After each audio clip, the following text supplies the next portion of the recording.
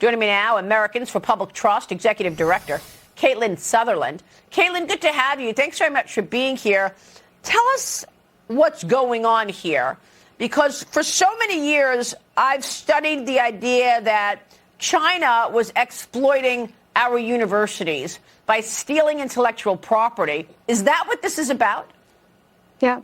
Well, good morning, Maria, and thank you so much for having me on. As our report lays out, $60 billion in foreign money has come into our colleges and universities, and a huge chunk of that is coming from hostile countries like Qatar and China and Saudi Arabia, and it's ending up at top research institutions and elite universities like Harvard, MIT, Columbia. And, this is a huge problem because, Maria, as you know, money buys influence. Money buys power. It buys access. And this foreign money can be used to influence research. It can be used to influence curriculum. It can influence student bodies to make them more sympathetic towards adversarial countries. And it can be used to spread propaganda. I mean, quite frankly, this is a national security issue, and that's why greater reforms are needed.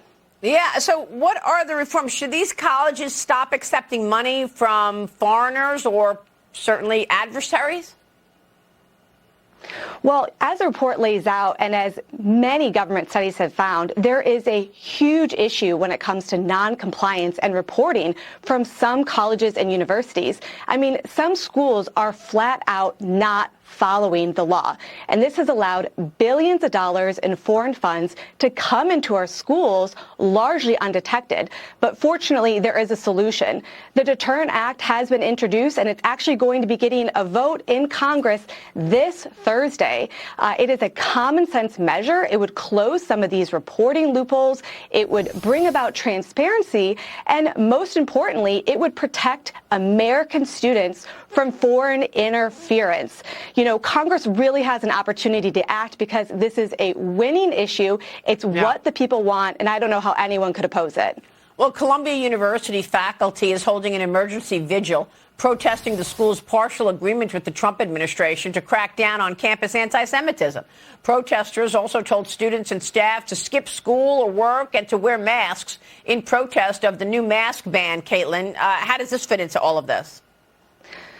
Yeah, well, it sure looks like Columbia hasn't learned their lesson. And if they keep this up, they're never going to receive another dollar of federal funding.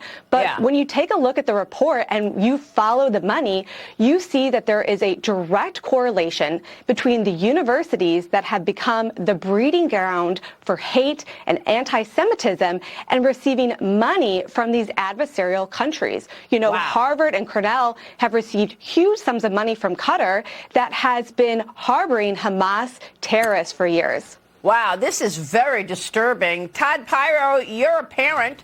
I mean, when you hear things like this, would you actually choose a college for your kids based on any of this? That is a huge consideration. And as a parent, to your point, Maria, I've got a little runway on this. My kids aren't that old yet, but I worry about two things specifically, Caitlin. One, if all this foreign money is coming in, can my kids even get in the school if basically these foreign powers are putting their own people in these universities because they're just buying their way in? And secondarily, it becomes a question of whether or not these colleges can even extricate themselves from this money. Because let's face it, institutions like this, including institutions like the government as well, they get drunk on the money, Caitlin. So can they extricate themselves from it?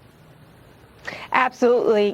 As a parent myself, I'm obviously very, very concerned about the role that foreign interference can play in politics, can play at our institutions of higher learning. And that's why passing reforms like the Deterrent Act is so important, because this is one of the top concerns in 2025. This is an 80-20 issue, getting rid of all this foreign money in our politics, in our universities, to make sure that students have a safe place to learn free from foreign interference. All right, we will leave it there. Caitlin, great work. This is a very important report, and we will keep a spotlight on it. Thank you so much. Thank you. Caitlin Sutherland. Stay with us. We'll be right back.